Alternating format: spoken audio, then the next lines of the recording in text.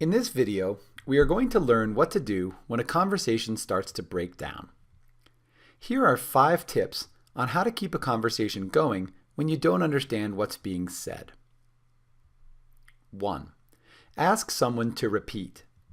In many cases, all you need is to hear it again. Often, when you hear something for the second time, it makes sense. To prompt someone to repeat, you can say, "Perdón?" which means, "Excuse me?" You can also say, "¿Cómo?" In Mexico, people mostly say, "Mande?" While perdón means excuse me in the broad sense, as in I beg your pardon, "Cómo" and "mande" only mean excuse me in the sense of, can you say that again? 2. Ask someone to slow down. Sometimes we need people to slow down. To ask someone to slow down, say, "Más despacio, por favor." Literally, more slow, please. Keep in mind that most people are not accustomed to speaking slowly, so you might have to ask more than once. 3. Avoid sí and fill the space with a neutral word. Try not to fall into the habit of saying sí, meaning yes, every time your friend is done talking. This can give the false impression that you understand and agree with everything you are hearing. If you're looking for a word to fill the space, say bueno.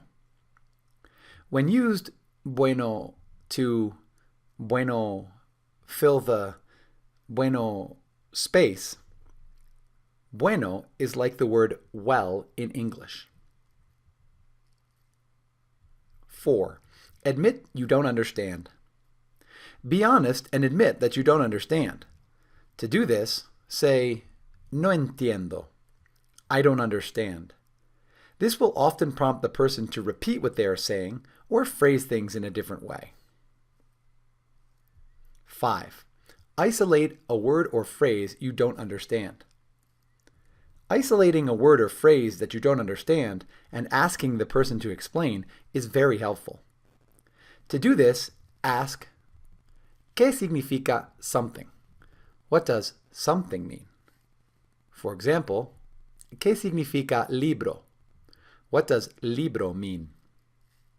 This will prompt a person to explain, or perhaps start a small game of charades. If you can't isolate the word or phrase, just ask, ¿Qué es eso? What is that? If you can employ even just a couple of these tips, you'll feel more comfortable talking, and you and your friend will probably wind up having a better conversation.